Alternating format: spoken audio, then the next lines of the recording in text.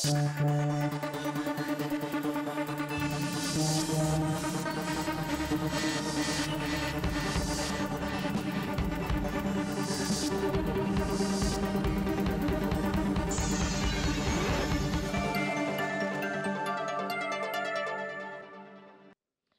seule voie qui offre quelque espoir d'un avenir meilleur pour toute l'humanité est celle de la coopération et du partenariat où toutes les forces sociales, entendez les États, le secteur privé, les institutions de savoir et de recherche et la société civile sous toutes ses formes, conjuguent donc leurs efforts en vue d'atteindre des objectifs concrets et réalisables. Ce sont là des paroles de Kofi Annan lors de son discours à l'Assemblée générale de l'ONU de 2001. La coopération internationale avec l'Afrique est en ce début de millénaire dominée par la politique du partenariat. Le partenariat est donc ainsi devenu un des thèmes majeurs des relations internationales à l'ère de la mondialisation. Mais seulement pour le cas de l'Afrique. Que vaut réellement cette coopération, ce partenariat? Cette semaine, on parle de coopération. Vous l'aurez certainement deviné. 2 années après son absence, le sommet du Commonwealth s'est tenu avec, bien sûr, dans les rangs du Cameroun, le pays représenté par le Premier ministre, chef du gouvernement, Joseph Dione Ngouté. Que rapporte réellement la coopération avec cette institution internationale au pays de Paul Biya? Cette semaine également, la CEDEAO a déployé encore une mission de stabilisation en Guinée-Bissau au pays de Sissoko Embalo, après celle déployée en 2020.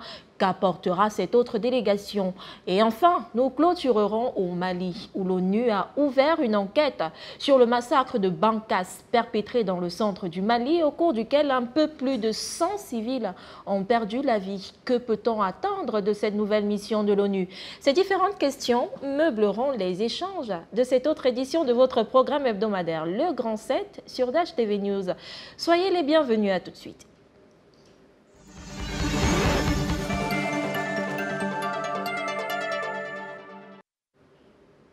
Votre fidélité au Grand 7 nous honore, mesdames et messieurs. Vous êtes les bienvenus à cette nouvelle édition. Et comme chaque après-midi, pour commenter l'actualité de la semaine, nous sommes en compagnie d'un invité de marque. Il avait déjà été ici, sur le plateau du Grand 7. Il nous fait l'honneur de revenir sur ce même plateau. Il s'appelle Bertrand Tatinda. Il est politologue, homme politique au Cameroun. Il est avec nous. Bonjour et bienvenue. Bonjour, Madame Dongo. Je suis très content d'être là. Bonjour à vos milliards de téléspectateurs. Bonjour à la communauté chrétienne. Ils sont dans les églises, ils viennent sortir des églises. Bonjour aux Africains, au monde. Merci de m'avoir invité. Ça nous fait plaisir de vous avoir de nouveau sur ce plateau. Et ça me fait plaisir d'être là, de retrouver Dash TV, ces magnifiques installations, ces brillants journalistes, ces techniciens qui permettent à ce que nous soyons reçus partout dans le monde. On ne parle pas souvent d'eux. Pourtant, de jeunes garçons, de jeunes dames qui dévoient la tâche. Vraiment un grand apport pour notre pays d'avoir ce genre de structure de communication. Je suis sûre qu'ils sont tous souriants derrière le petit écran. En tout cas, merci de nous faire la faveur d'être là cet après-midi. Et comme vous êtes un habitué de l'émission, vous savez qu'au tout début, nous allons faire un tour sur le continent africain pour voir ce qui aura marqué l'actualité dans les différents pays africains. Et comme d'habitude, Audrey Melingui est notre guide. Elle est encore là cet après-midi et elle nous mène au cœur de l'Afrique. Bonjour Audrey Melingui. Bonjour Marivonne et bienvenue à ce round-up de la semaine. Une cérémonie riche en sons et couleurs, mais surtout pleine d'émotions, a été organisée autour de la relique de Patrice Lumumba avant le rapatriement de sa dépouille pour la retrocession à sa famille. La diaspora congolaise de Belgique a rendu un dernier hommage à cet héros de l'indépendance de la République démocratique du Congo. Patrice Emery Lumumba est rentré dans la légende le 30 juin 1960. Jour de la proclamation de l'indépendance de l'ex-Congo belge, avec un discours aux mots très forts contre le racisme des colons. Le président ukrainien Volodymyr Zelensky s'est exprimé ce 20 juin par visioconférence devant le bureau élargi de l'Union africaine, constitué de son président, du président de la Commission de l'Union africaine et des ambassadeurs accrédités. Il était question pour lui d'appeler à la solidarité de l'Afrique au conflit qui l'oppose à la Russie. Un appel qui intervient après la visite de Macky Sall en Russie le 3 juin dernier pour solliciter la reprise des exportations de céréales vers l'Afrique. Les Sénégalais ont frappé dans des casseroles et sur les poêles dans la capitale Dakar dans la nuit du 22 juin en réponse à l'appel à manifester lancé par l'opposant Ousmane Sonko. Ils s'insurgent contre la disqualification de la liste de l'opposition pour les législatives en juillet prochain, mais surtout de l'intention du président Macky Sall de briguer un troisième mandat. L'actualité au Cameroun a tout aussi été riche cette semaine. Le village d'Itapon dans l'arrondissement de Kwaptamo ce 18 juin 2022 a été le théâtre d'une attaque. La cible, le poste de gendarmerie. 2 enfants, âgés de 7 et 12 ans, jouant non loin de là, ont été blessés puis évacués à l'hôpital du district de Kwaptamo. Il s'agit de la 2e attaque en l'espace de quelques jours dans cette localité. Les autorités, quant à elles, préconisent une franche collaboration des populations avec les forces de l'ordre. Une filiale britannique du géant minier et commercial Glencore a officiellement plaidé coupable ce 21 juin à 7 chefs d'accusation de corruption en relation avec des opérations pétrolières au Cameroun, en Guinée équatoriale, en Côte d'Ivoire, au Nigeria et au Soudan du Sud, entre autres. C'était au cours d'une audience devant la Southwark Crown Court à Londres que Glencore Energy a admis avoir versé plus de 28 millions de dollars en pots de vin pour obtenir un accès préférentiel au pétrole et générer des bénéfices illicites entre 2011 et 2016. Il s'agit de la 3e condamnation pour ce groupe depuis le début d'année. Le Programme alimentaire mondial a annoncé la réduction de la ration alimentaire pour les réfugiés au Cameroun. Ceci en raison de l'insuffisance des stocks face à la demande de plus en plus croissante. La décision est consécutive et le secrétaire général de l'ONU alerte sur un risque d'insécurité alimentaire. Le ministre des Finances et son homologue en charge des domaines du cadastre et des affaires foncières, Henri Eyibé Aïssi, ont annoncé le recensement du patrimoine de l'État du Cameroun. Selon un communiqué rendu public, l'opération débutera à Douala, capitale économique du Cameroun, à partir du 1er juillet. Objectif : constituer le fichier des actifs et des passifs de l'État en vue de leur intégration dans les comptes publics. Nous terminons cette revue de l'actualité avec cette information. La 40e édition de la Fête de la musique s'est tenue ce 21 juin au Cameroun. Cette année a été marquée par le retour triomphal des manifestations après 2 ans de suspension imposée par la pandémie du Covid-19.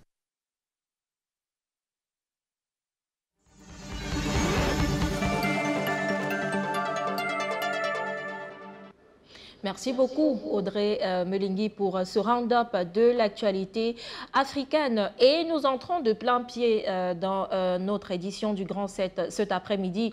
Nous commençons avec cette actualité qui a marqué pratiquement cette semaine en Afrique. C'est bien le sommet du Commonwealth qui s'est donc tenu les 24 et 25 juin 2022 du côté de Kigali, c'est au Rwanda. Une bonne partie des dirigeants africains membres de cette institution internationale ont donc pris part à ce grand rendez-vous après 2 années d'absence quand même du fait de la pandémie de coronavirus. Et pour le compte du Cameroun, le président de la République, Paul Biya, s'est fait représenter par son premier ministre, Joseph John Gouté. Je vous invite à regarder cet élément que nous propose Serge Bertrand ici.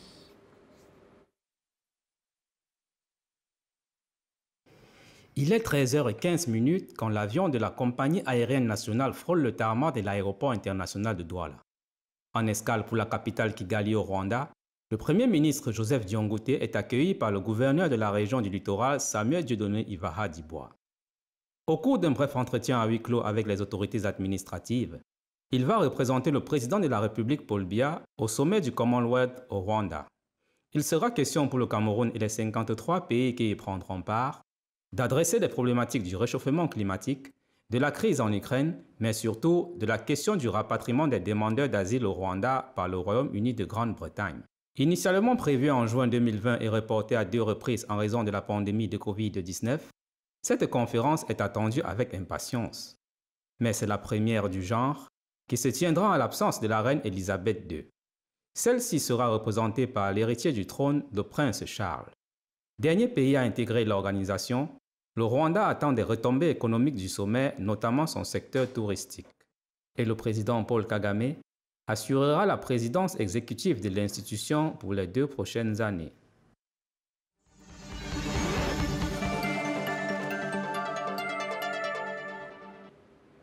Les assises qui se sont donc effectivement tenues du côté de Kigali au Rwanda.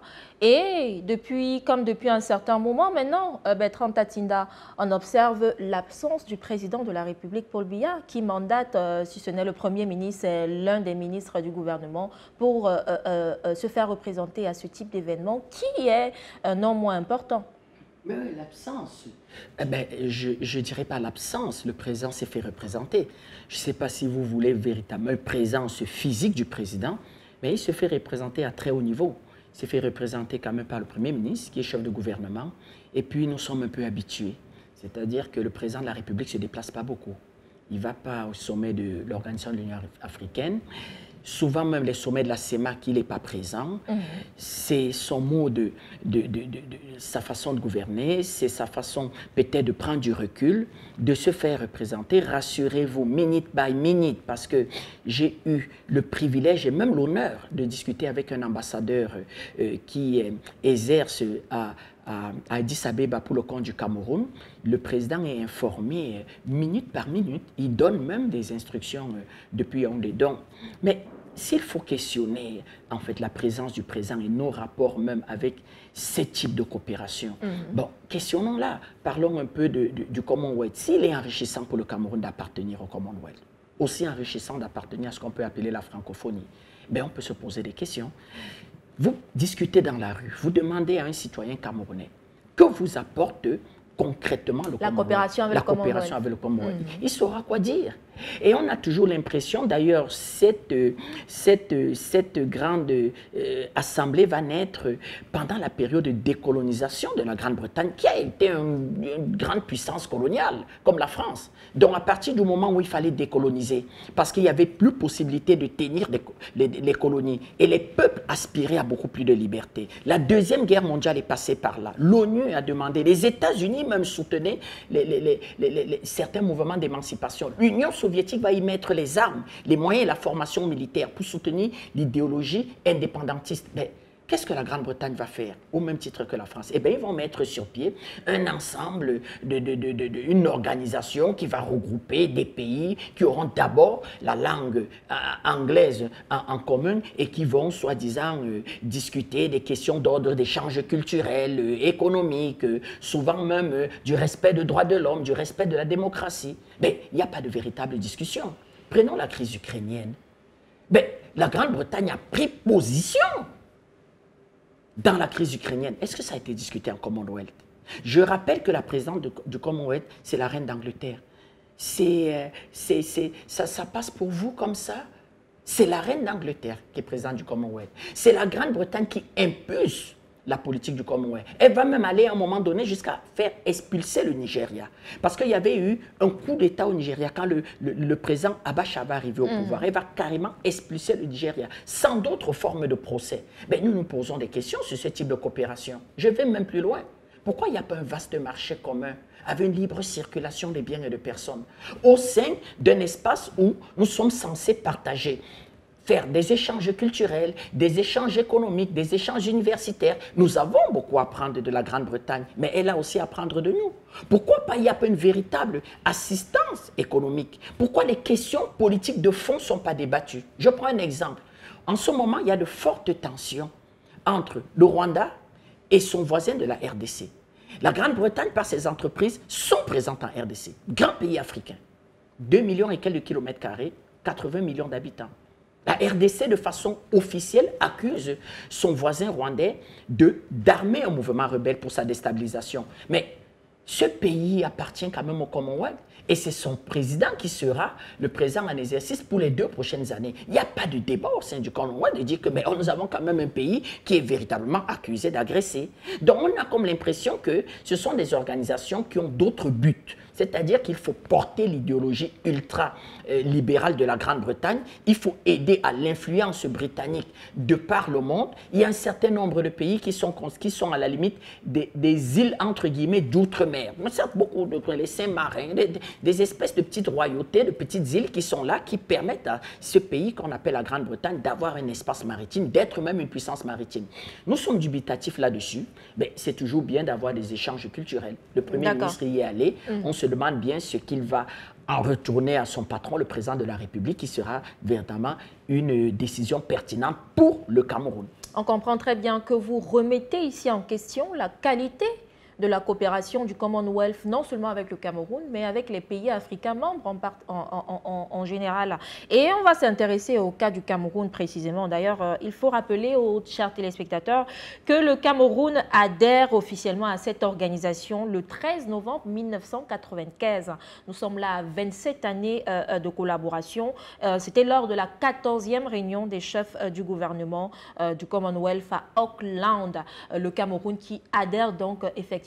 27 années plus tard, on peut s'interroger et vous avez commencé à poser les bonnes questions. On a essayé de faire un petit bilan des actions du Commonwealth au Cameroun et on va les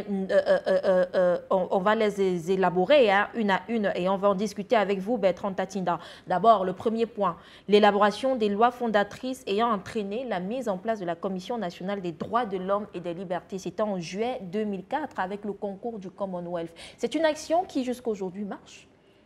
C'est une action qui marche, sauf que je ne poserai pas la question comme vous. Ce n'est pas le Commonwealth qui vient nous apprendre à respecter les droits de l'homme. Je rappelle quand même que, je vous ai dit, le pays leader du Commonwealth a été grande puissance esclavagiste. Après avoir été grande puissance esclavagiste, elle a été grande puissance colonialiste. Aujourd'hui, elle est grande puissance impérialiste, alignée derrière les positions américaines. Même les positions les plus scandaleuses.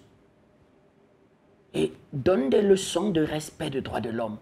Nous avons besoin, nous, dans notre gestion politique au quotidien, de respecter les droits de l'homme. Nous avons, besoin dans notre gestion de nos affaires, d'être des États démocratiques. Sauf que eux, ils veulent que vous soyez des États démocratiques tels qu'ils l'entendent eux. Et ils veulent que vous respectez les droits de l'homme tels qu'ils le veulent eux. Prenons un exemple simple. La pratique d'orientation sexuelle à caractère LGBT, c'est un délit pénal chez nous. Chez eux, c'est une valeur. Soyez pas surpris qu'ils mettent votre présence au sein du Commonwealth demain dans un certain chantage de vous demander de dépénaliser ça, d'en faire une valeur chez vous. Puisque vous êtes membre de leur institution. C'est pas de cette façon qu'ils présentent ça. Et c'est pour ça que nous questionnons notre présence dans cette histoire. Parce que quand vous allez adhérer à des groupes de pression, j'appelle ça comme ça, à des groupes d'intimidation, à des associations mises en place avec des agendas cachés, sans vous avoir une forme de respectabilité, de souveraineté et de liberté, apprêtez-vous à être mangé à toutes les sauces. C'est pour ça que le Cameroun y soit pour des échanges culturels, c'est bien. Mais nous disons à ces associations de se démocratiser, à la Grande-Bretagne de comprendre que oui, à l'intérieur, dans son pays, les droits de l'homme ne sont pas si bien respectés que ça. Vous savez, Madame Dongo, le droit à un logement, le droit à une assistance sociale, le droit à l'école, c'est un droit de l'homme. Sauf que oui, au Cameroun, il y a beaucoup de défaillances là. Oui, en Grande-Bretagne, il y a beaucoup de défaillances là. Qui donne la leçon à l'autre? Qui fait la leçon à l'autre?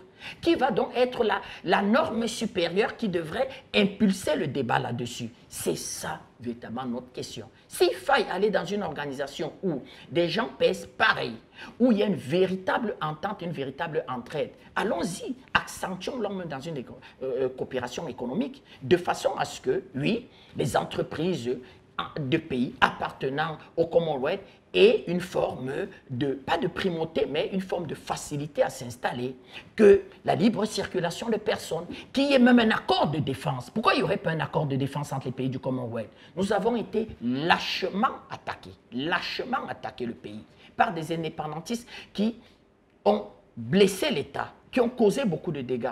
Vous avez entendu où est passé le une Commonwealth? véritable opposition du Commonwealth? Vous avez entendu le Commonwealth convoquer une assemblée générale et dire que nous allons discuter d'un pays membre lâchement attaqué? Eh bien, elle va plutôt avoir une attitude curieuse envers Washington, dont nous soupçonnons une partie de l'élite politique, pas les États-Unis dans son entier, une partie de l'élite politique, une partie du lobbying minier de soutenir cette affaire. Voici ce qui nous jette, nous les panafricanistes. Je ne vous cache pas que quand nous arriverons au pouvoir, nous poserons ces questions de fond. Et ça doit être tranchant envers les Camerounais. Pourquoi on ne peut pas demander aux Camerounais si vraiment il y a une véritable pertinence à appartenir à cette organisation? Très bien. Ça, c'était le premier point, c'est-à-dire la création de cette Commission nationale des droits de l'homme. Le deuxième point, c'est la création de la Commission nationale anticorruption. C'est aussi en 2006. En 2006, 2 années plus tard, après la création de la Commission nationale. Vous sentez que la CONAC au Cameroun joue son rôle? Nous, on en rigole. Nous, on en rigole. Déjà, ils bombent le torse pour rien. Il y avait de gros problèmes de corruption au Cameroun et ça ne pouvait plus continuer comme ça. L'État était affaibli. Si le président n'avait pas pris une décision radicale, forte et dure, le Cameroun n'existerait plus. Ils auraient détruit l'État. C'est ce qui est arrivé à un pays frère qu'on appelle le Mali. Le Mali n'a jamais voulu se regarder dans la glace et se dire que nous sommes devenus une forme de laideur dans la pratique de gestion de nos affaires. Le président n'a pas attendu le Commonwealth pour mettre sur pied une juridiction spéciale appelée le tribunal criminel spécial. Et dans aucun pays au monde, il y a le niveau et le degré d'arrestation de personnages ayant servi l'État à haut niveau comme au Cameroun. Dans aucun pays au monde, vous le voyez. Donc, si le Commonwealth a accompagné, mais pourquoi le Commonwealth ne prend pas des décisions radicales pour ces compagnies pétrolières? Vous savez, dans le Mende, au sud du Nigeria, ils ont commis un crime contre l'humanité. À une certaine échelle de pollution, Madame Dongo, le délit est considéré comme un crime contre l'humanité. Et un tribunal des Pays-Bas a condamné les majors anglaises, françaises, américaines qui exercent au sud du Nigeria, dans ce qu'on appelle l'exploration pétrolière, à payer pour 5 milliards de dollars de dommages et intérêts. C'est considéré comme un crime contre l'humanité. Vous avez entendu le Commonwealth là? Parce qu'avant de venir nous dire que vous êtes des pays, c'est ça, vous aurez l'impression chaque fois que vous invitez les panafricanistes que nous sommes des rebelles, que nous ne voulons rien, on ne respecte pas personne. Non, nous sommes tout simplement pour dire que le monde ne peut pas continuer comme ça, où des voyous donnent des leçons, où des criminels blanchissent certains crimes, où l'Afrique devient le dépotoir et chacun bombe le torse en Afrique et devient soi-disant crédible dans un discours. Et on a justement l'affaire en cours, l'affaire Glencore, l'un des plus gros scandales de corruption. L'un des plus gros scandales. Or, Glencore exerce en Grande-Bretagne, Glencore exerce même en partenariat avec certaines firmes britanniques. C'est ça la grande corruption. Et nous le disons toujours chez nous, que si on quantifie les chiffres de la corruption chez nous, ça n'atteint pas le milliardième de chiffre de la corruption exercée dans leur pays. Mais non, ils ne parlent pas. Les biens de la famille royale britannique, Madame Dongo, je n'ai pas à vous poser des questions, sont bien acquis. Ce sont des biens bien acquis. Eh bien, si moi, M. Tatinda, on me met à la tête d'une commission pour auditer les biens de cette royauté, je risque de trouver énormément de choses à dire. Mais on la vénère. C'est la patronne du Commonwealth. Elle parle. Il ne peut pas y avoir de retraite.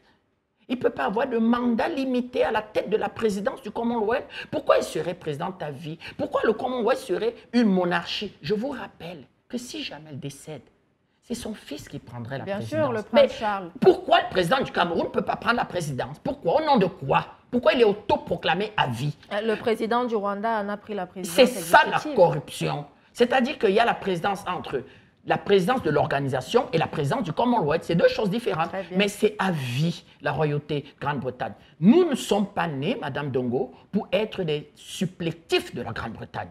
Nous ne sommes pas nés pour parler anglais forcément. C'est bien de parler anglais. Ça permet, c'est une langue d'échange et même une langue commerciale. Moi, je suis né pour parler le Hondo, le Bamileke, le Sawa et trouver une langue nationale qui peut être intégrée au sein du Commonwealth et être même une langue du Commonwealth. Voilà le problème des panafricanistes. C'est pour ça qu'on donne souvent l'impression d'être anti-système. Non, les gens ne comprennent pas. On veut un monde meilleur. On veut un monde où chaque peuple aspire au bonheur.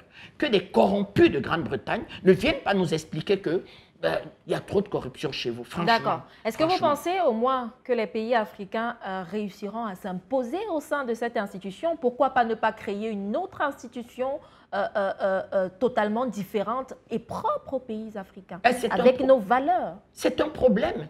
Souvent même, nous sommes la risée du monde.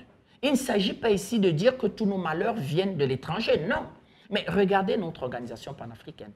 Elle n'arrive même pas à se réunir de façon urgente quand deux pays sont en train de se faire la guerre. Il y a une mobilisation du personnel militaire en RDC. Il y a une mobilisation au Rwanda. À tout moment, peut y avoir des guerres déclenchées dans ces pays. Nous avons eu 2 guerres du Congo, 7 millions de morts.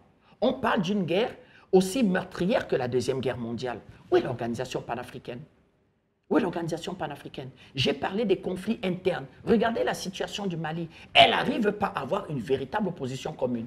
Elle a couvert la CEDEAO, ces sous-instances au Mali, qui a violé ses textes fondateurs dans ce qu'on va appeler embargo. Ça n'existe pas dans les textes de la CEDEAO d'embargo. Comment vous pouvez être une organisation et violer vos textes? Plus personne ne vous prend au sérieux. Plus personne ne vous respecte. Et c'est ça, africain. Et nous sommes en pleine mondialisation. Ça veut dire qu'un enfant de Colombie, à partir de son smartphone, regarde l'actualité africaine et en rigole. Et dit que ceux-là sont dans une situation, ils en sont encore à ne même pas savoir ce qu'ils veulent pour eux. Le président Poutine nous a tendu la main. Moi, j'ai suivi les discussions de la rencontre économique de Sochi. Il a dit, je veux travailler avec l'Union africaine. Il faut que nous travaillions avec l'Afrique. Xi Jinping l'a dit. Mais lui, Poutine, il est organisé, il est sérieux, il est puissant sur le plan militaire. Xi Jinping est organisé, sérieux, il a du cash flow, il est puissant sur le plan commercial et économique. Et nous sommes potentiellement riches. Tous les jours, on nous répète, nous sommes très riches. Nous avons le diamant, l'or. Mais quand vous avez le diamant et l'or, et que vous n'avez pas mangé depuis 3 jours, vous êtes pauvre. Vous êtes pauvre, c'est-à-dire que des richesses que vous n'exploitez pas, que vous n'avez pas la capacité d'exploiter, que vous n'arrivez pas à mettre au service de vos populations, à résoudre les problèmes de base. Un plat de riz, Madame Dongo, avec un morceau de poisson à chaque Africain. Pourquoi les chefs d'État africains ne peuvent pas donner ça? Un domicile, envoyer chaque enfant africain à l'école. C'est si difficile que ça.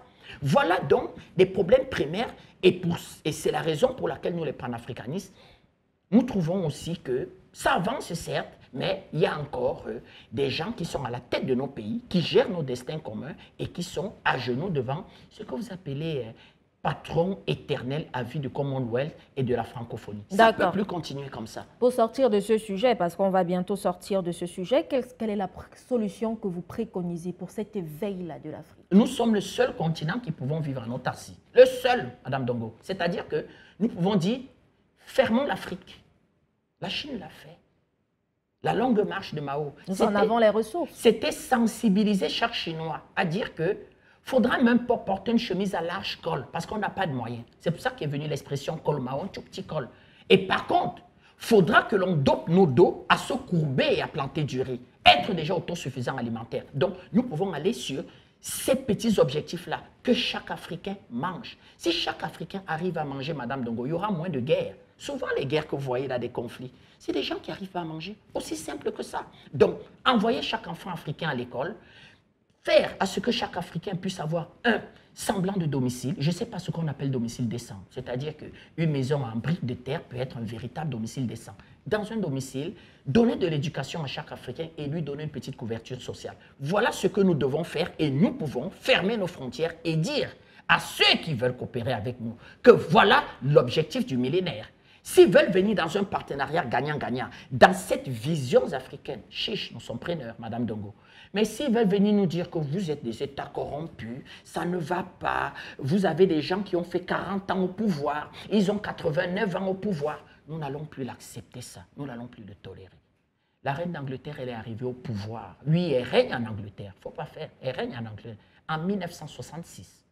Je ne sais même plus combien d'années ça fait. Ça fait 50 ans, Madame Dongo. Ça doit faire dans les 60 ans de pouvoir. Mais eux, ils se moquent de nous avec 39 ans de pouvoir. Vous voyez qu'on a de la marche, nous, encore. D'accord. On va sortir de ce sujet. Je vous l'annonçais il y a quelques temps. Disons, rappelons que le Gabon et le Togo ont rejoint, c'était samedi le 25 juin, le Commonwealth. Comme quoi, on est bien très loin, Bertrand Tatina, de ce que vous nous annoncez. Mais soyez pas surpris que le Tchad rejoigne demain. Souvent, c'est juste pour des artifices. Regardez le Rwanda. On leur donne toute la misère du monde et on leur signe un chèque de 168 000 euros. Vous n'avez pas eu honte, vous, Madame Dongo, du Rwanda qui accueille toute la misère de Grande-Bretagne et pour un chèque de 168 millions d'euros. Une véritable honte. Pourtant, nous valons bien mieux. Bien mieux. Et que font effectivement nos institutions régionales? Parce qu'on peut, se plaindre de ce que les institutions internationales n'ont pas suffisamment de besoins pour nous. Mais on s'interroge également, que font les institutions régionales? On parle ici de la CEDEAO qui a déployé donc il y a quelques jours, c'était cette semaine, une mission de stabilisation en Guinée-Bissau. Et la CEDEAO qui a donc mis 600 hommes à la disposition de la Guinée-Bissau. Je vous invite à regarder cet élément de Stéphane Dibébé.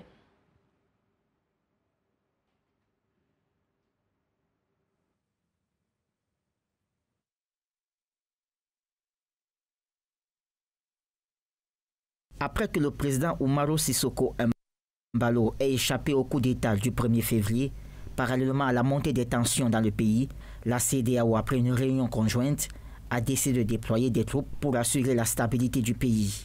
Ainsi, plus de 600 soldats du Nigeria, du Sénégal, de la Côte d'Ivoire et du Ghana ont été déployés pour que cette opération soit un succès qui sera opérationnel pendant 1 an. Le règne d'Umaro Sissoco Embalo pourrait être décrit comme un règne rocher d'épines des puissances de l'opposition. La Guinée-Bissau, connue comme une destination propice à la drogue, en provenance d'Amérique du Sud, a été une priorité pour le président Embalo, qui a établi des lois pour réduire les marchés noirs aux frontières de la Guinée-Bissau. Il s'agit cependant de la deuxième tentative de coup d'État après celle d'avril 2012 qui a renversé le premier ministre Carlos Gomez Jr. Mi-mai, le président bissau-guinéen a dit sur le Parlement qu'il soupçonnait de complot. L'intervention de la CEDEAO pour la paix et la stabilité intervient dans une période où le pays se prépare pour les prochaines élections législatives qui se tiendront le 18 décembre 2022.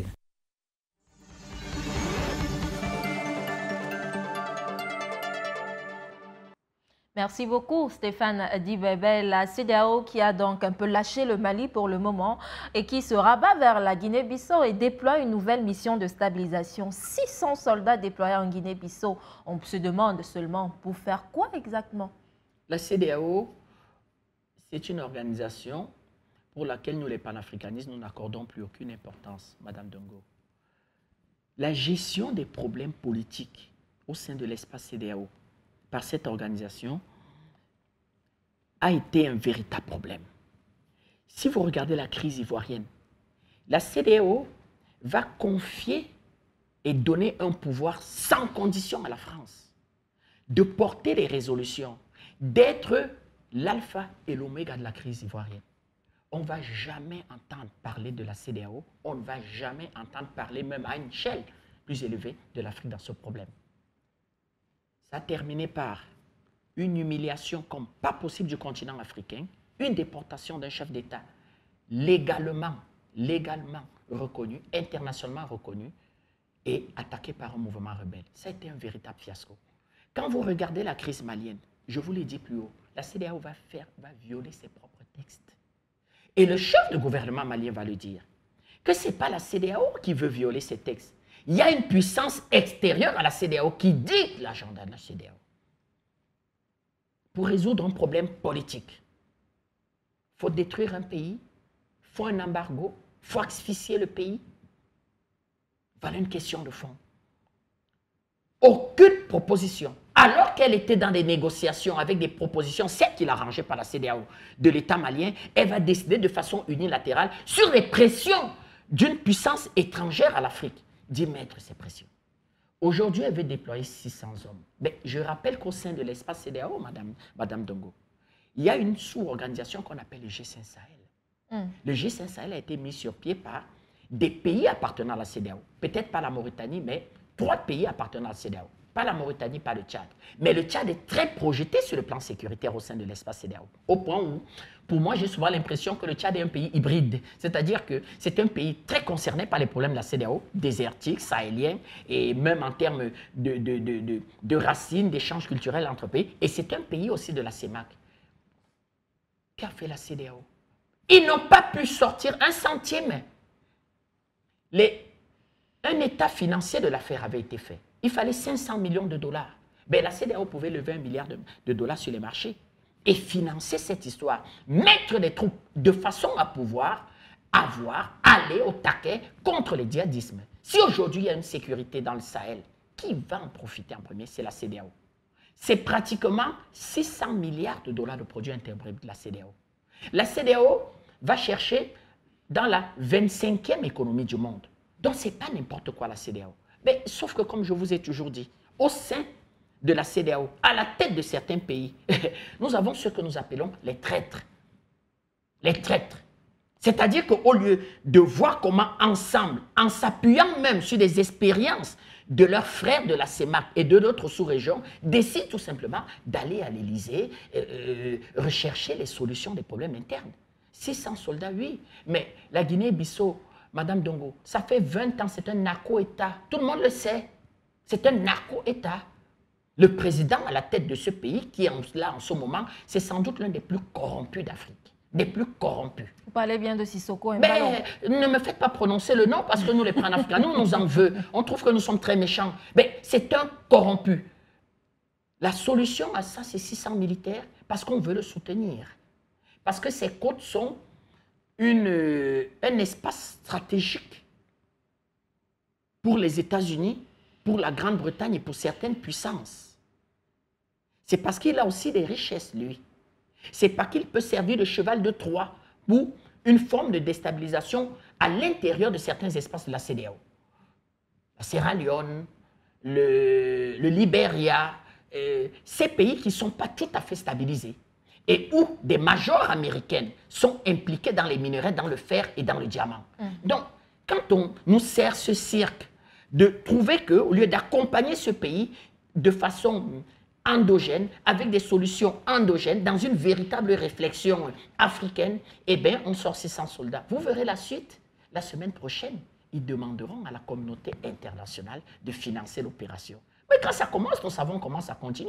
Parce que les économies sont totalement à terre. La Côte d'Ivoire, quoi comme économie? C'est une bulle financière tropicale d'intérêts et de grands intérêts de chocolatiers, la Côte d'Ivoire. Voilà ce qu'est la Côte d'Ivoire. Elle a quoi comme économie? Elle est à 30 000 milliards de francs CFA d'endettement.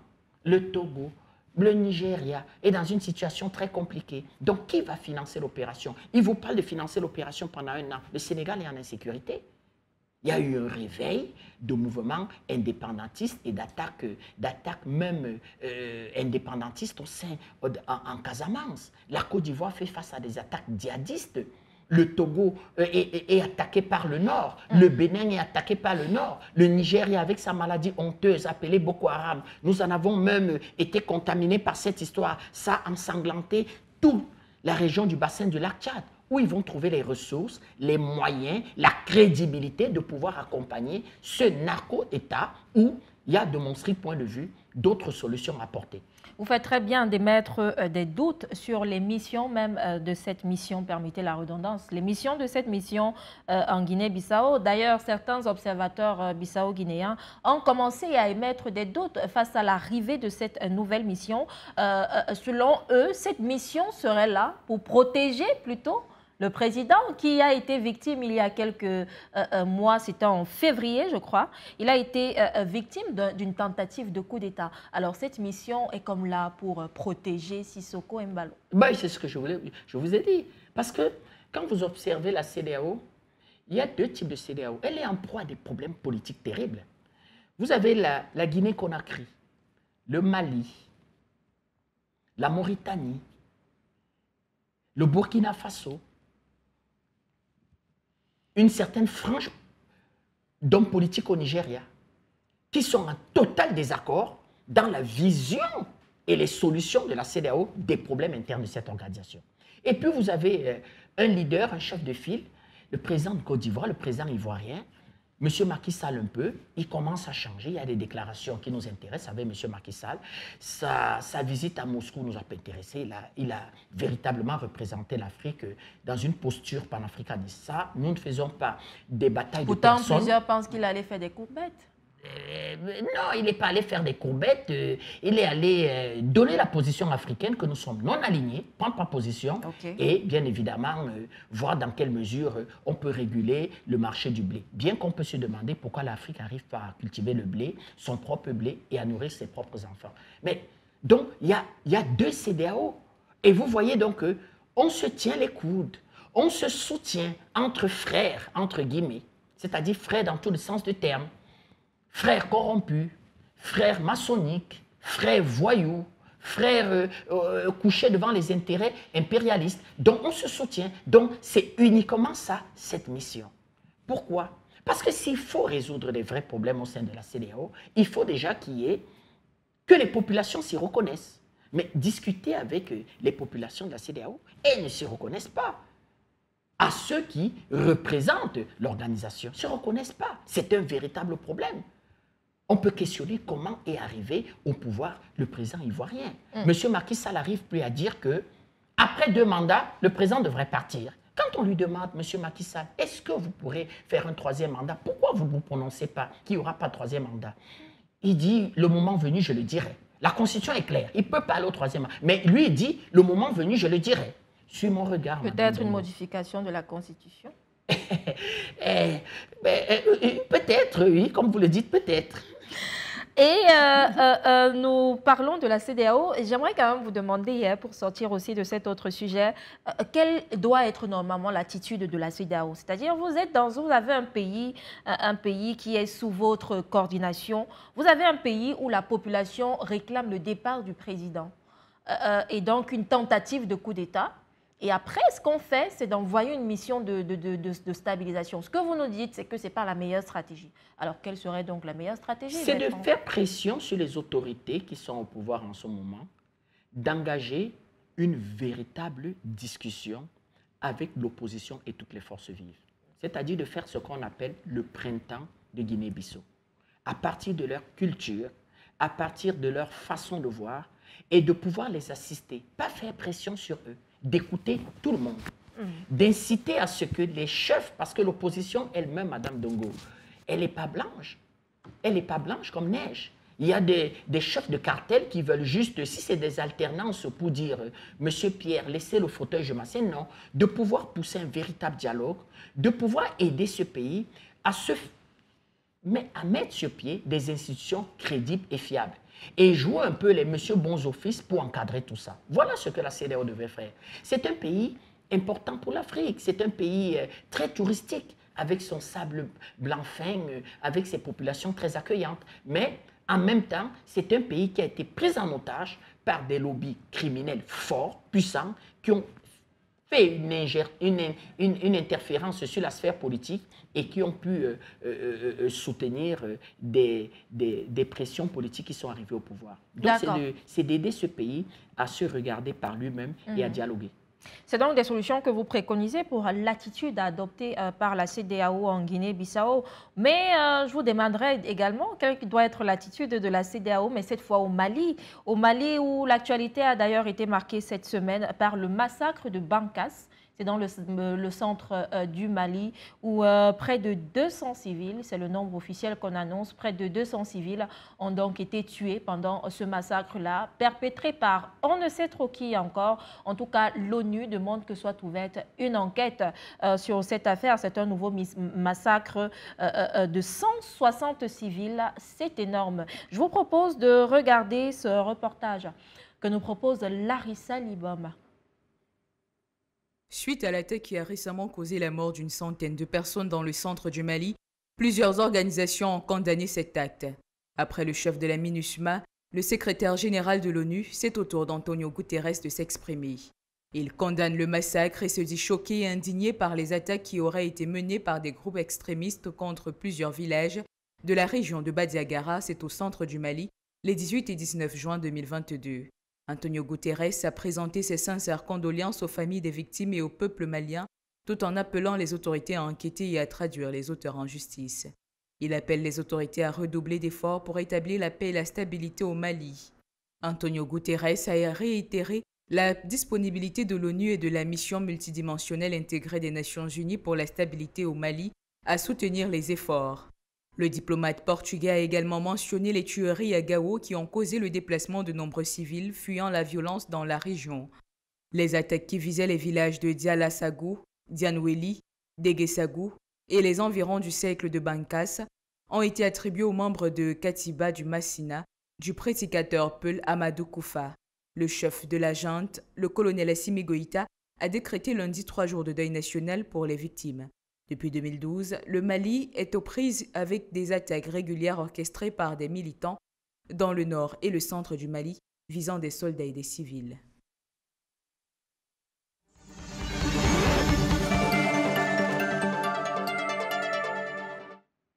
Merci Larissa Libam. C'était donc l'actualité telle que nous l'avons vécue au Mali cette semaine.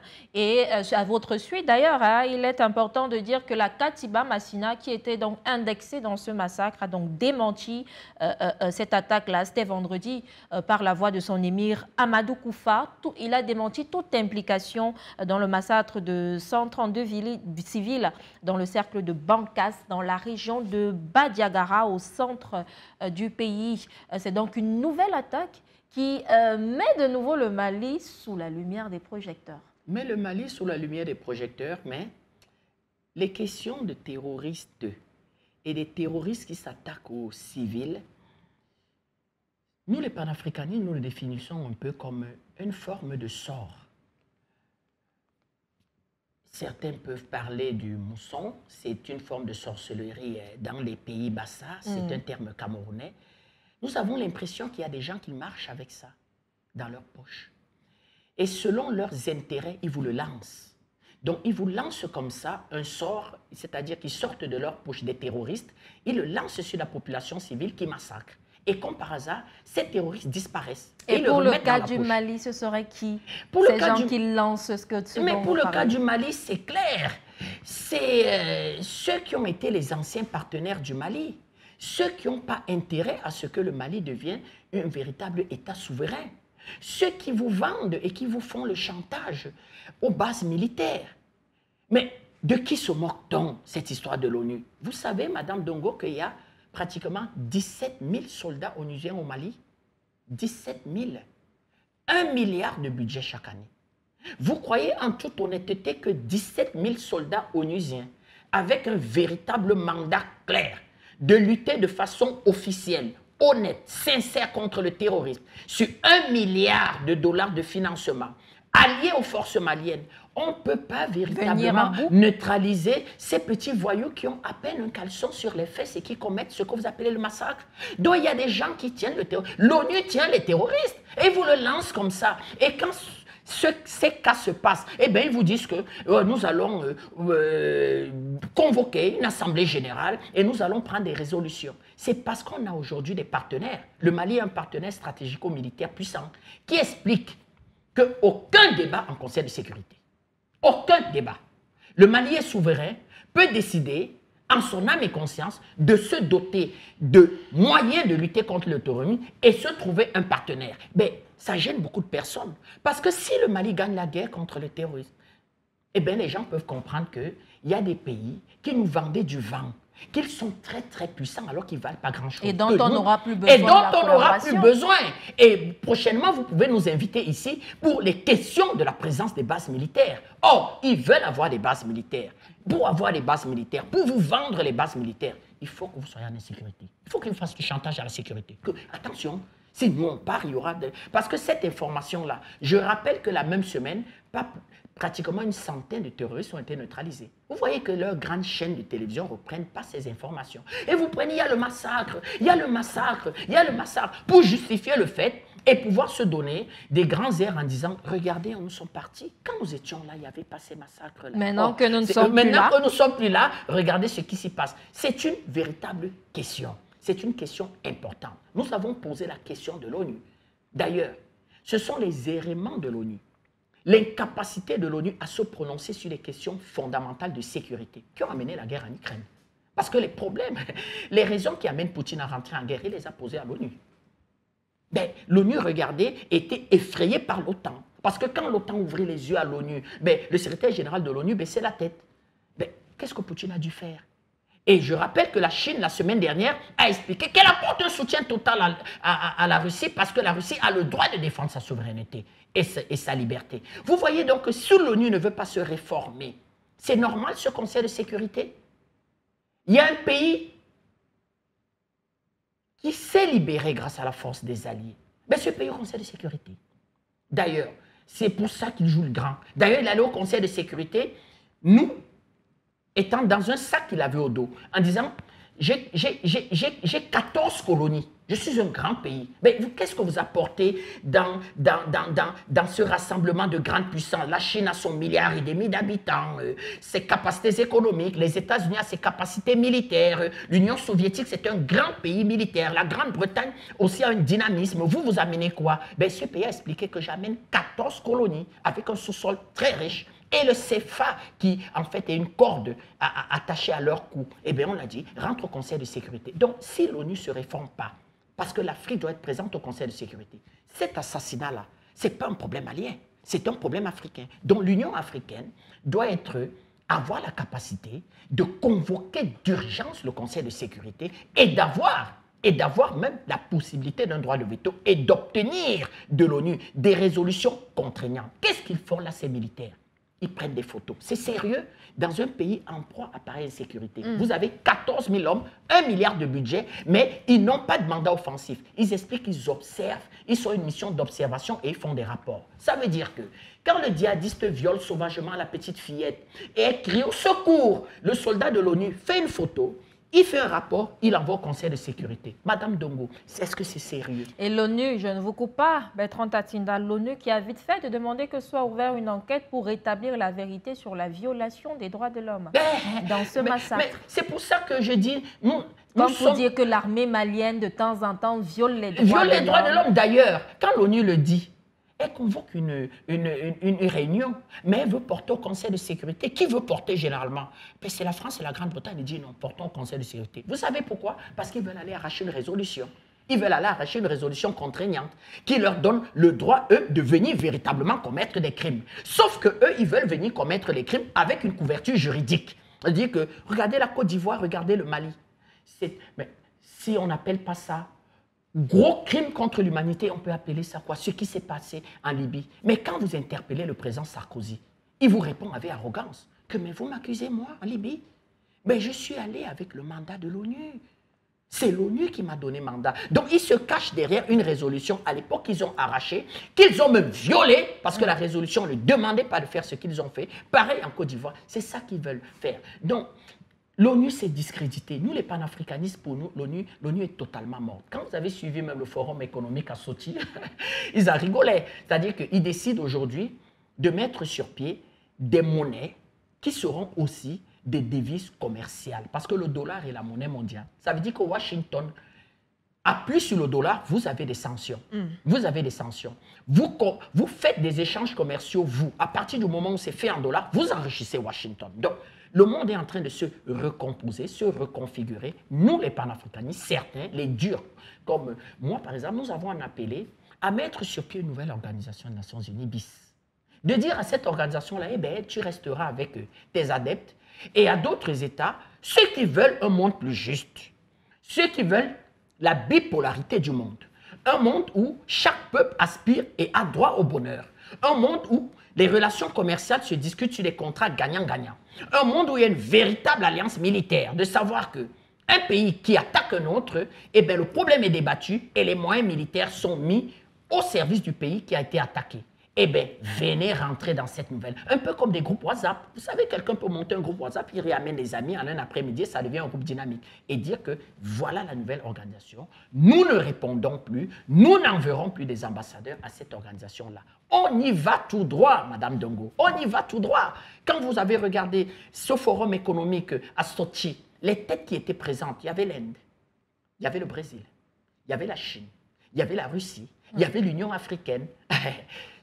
Et quand vous regardez tout ça, c'est la coalition, pratiquement, qui soutient les points de vue de M. Poutine dans la crise.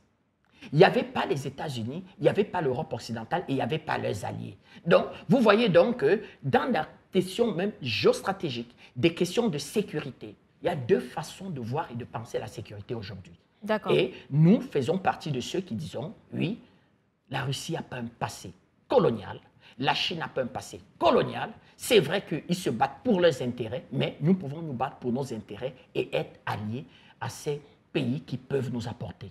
Donc, l'ONU est discréditée pour parler de massacre parce qu'elle a les terroristes dans la poche et elle le lance sur votre territoire quand elle veut pour crier ici de l'autre côté qu'il faut une résolution et que votre armée ne peut rien faire pour ça. Pendant ce temps, le Mali est toujours sous embargo économique. Et il est toujours sous la pression de ces sanctions économiques-là par la CEDEAO. Inique et illégal.